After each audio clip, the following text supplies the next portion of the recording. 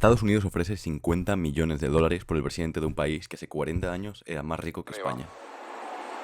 No se atrevan, porque la respuesta pudiera ser el inicio del final del imperio norteamericano. No Sí, se atrevan. escuchaste bien. La recompensa más alta jamás ofrecida por el Departamento de Estado estadounidense tiene presión en la cabeza de Nicolás Maduro. Pero aquí está la paradoja que vas a entender en los próximos minutos. Este es el mismo país que en 1970 tenía un PIB per cápita superior al de España, Grecia e Israel combinados. Venezuela pasó de ser el cuarto país más rico del mundo en 1950 a tener ciudadanos comiendo comida para perros en 2020.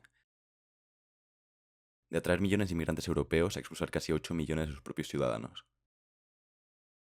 Esta es la caída más dramática en la historia económica moderna, y al final vas a entender exactamente por qué hay 50 millones de dólares esperando por quien entregue a su presidente. Para entender esta historia tenemos que regresar a la Venezuela dorada, los años 70 y 80, la era del "está barato, dame dos". Imagínate esto, venezolanos llegando a Miami y comprando dos de todo simplemente porque podían permitírselo. El bolívar estaba a 4 por dólar y se mantenía estable. Caracas era considerada el París de Sudamérica. Los portugueses, españoles e italianos migraban en cientos de miles hacia Venezuela, no al revés. La razón, un solo número explica todo.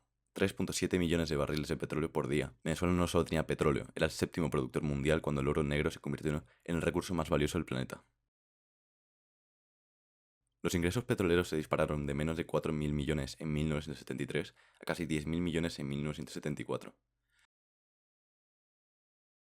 Carlos Andrés Pérez prometió sembrar el petróleo y construir la Gran Venezuela.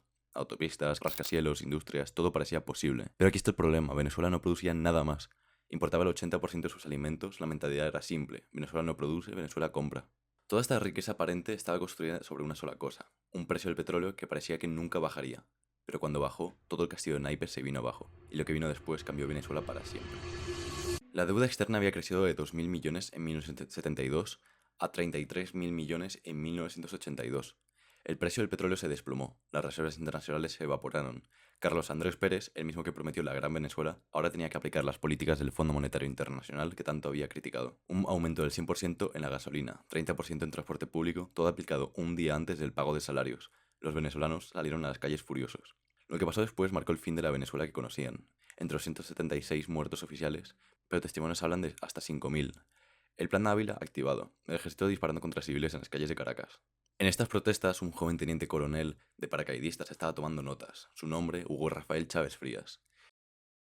Lo que vio lo convenció de que el sistema había que cambiarlo, no reformarlo.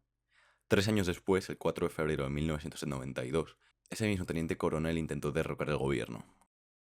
Nosotros acá en Caracas no logramos controlar el poder. Ustedes lo hicieron muy bien por allá, pero ya es tiempo de evitar... Fracasó, pero su mensaje televisado de un minuto lo convirtió en el rostro de la esperanza para millones de venezolanos hartos. Pero lo que Chávez hizo cuando llegó al poder 5 años después, nadie lo esperaba. Hugo Chávez arrasa las elecciones presidenciales con el 56% de los votos. Su promesa, acabar con 40 años de corrupción y devolver la riqueza petrolera al pueblo. Los primeros años parecían prometedores. Las misiones sociales funcionaron. Barrio adentro trajo médicos cubanos a los barrios. Mercal subsidió alimentos. La pobreza se redujo significativamente. Y entonces llegó el boom petrolero de los 2000. El petróleo se disparó por encima de los $100 por barril. Chávez tenía recursos ilimitados para sus experimentos sociales. Pero en 2005 algo cambió completamente. En el Foro Social Mundial de Porto Alegre, Chávez declaró oficialmente su proyecto, Socialismo del siglo XXI. Todo, que el socialismo estaba como muerto. Renació en Venezuela. Algunos buenos amigos del mundo incluso dijeron, se volvió loco Chávez, ¿cómo va a estar llamando al socialismo? No era solo redistribución, era una transformación completa del modelo económico. Las nacionalizaciones comenzaron en cascada. Más de 700 empresas fueron estatizadas. CanTV, la empresa de telecomunicaciones, Sidor, la siderúrgica, múltiples bancos, 6 millones de hectáreas agrícolas expropiadas. Pero la pieza central del experimento socialista eran los controles de precios en más de 400 productos básicos, control cambiario desde 2003, Cadivi, el sistema que supuestamente democratizaría el acceso a las divisas. El resultado, la producción petrolera comenzó a colapsar. De 3.4 millones de barriles diarios en 1998 empezó una caída que no se detendría. Miles de técnicos especializados fueron despedidos tras el paro petrolero de 2002-2003. Los controles de precios crearon escasez crónica. Las colas para comprar productos básicos se volvieron parte de la vida diaria. El mercado negro floreció. La corrupción se institucionalizó a través de Cadivi, donde conseguir dólares baratos dependía de tener contactos en el gobierno. Chávez murió el 5 de marzo de 2013, en el momento exacto en que los precios del petróleo estaban por desplomarse nuevamente. Le dejó el poder a un hombre sin su carisma, sin su legitimidad y sin su capacidad para manejar una crisis. Sin embargo, cuando llegó Maduro, nadie esperaba lo que estaba por venir. Nicolás Maduro gana las elecciones por el margen más estrecho de la historia del chavismo, apenas 1,8%. Por primera vez, más de la mitad del país había votado contra el proyecto bolivariano. Un año después, el petróleo se desplomó, de más de $100 a menos de 30 por barril. Pero a diferencia de las crisis anteriores, ahora Venezuela no tenía los recursos ni la capacidad técnica para resistir. Recuerda la cifra de producción petrolera que te mencioné al principio. De 3,7 millones de barriles diarios en 1970, Venezuela produce hoy solo 892.000 barriles por día. Con las mayores reservas petroleras del mundo, produce menos que Kazajistán. La hiperinflación se disparó, llegó a 350.000% anual en 2018. El PIB se contrajo 80% entre 2014 y 2020. Para que entiendas la magnitud, esto es más severo que la Gran Depresión estadounidense. Las consecuencias humanas fueron brutales. 7,9 millones de venezolanos han abandonado su país, 1 de cada 4. Es el segundo éxodo más grande del mundo después de Siria, con una diferencia. Siria está en guerra civil, Venezuela oficialmente está en paz. Pero Maduro no solo heredó una crisis económica, también heredó una red de corrupción que había mutado hacia algo mucho más oscuro. El Departamento de Justicia de Estados Unidos hace público algo que cambió todo. Acusa formalmente a Nicolás Maduro de narcoterrorismo, conspiración para importar cocaína y posesión de ametralladoras y artefactos destructivos.